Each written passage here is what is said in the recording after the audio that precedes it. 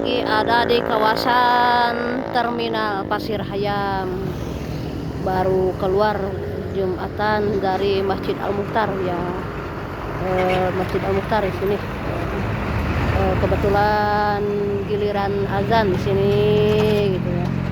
Ini Masjid Al-Mukhtar yang dibangun pada tahun 2016 ya kalau tidak salah, di zaman eranya Bapak Sepuh Bapak Kiai Haji Bapak Haji Cecep Muhtar Soleh ya, lagi mendung ya.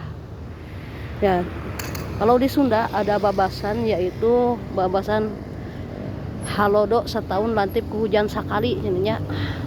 Hari hartina nyata kita melakukan kebaikan seumur hidup tapi bisa terhapus, bisa hilang dikarenakan melakukan kesalahan satu kali ya gitu ya. Ini kembali lagi ucapannya, halodo setahun lantip ku hujan sekali, artinya kebaikan kita walaupun seumur hidup bisa terhapus dikarenakan melakukan dosa satu kali ya gitu ya. Gitu cina para sadarek sadayana.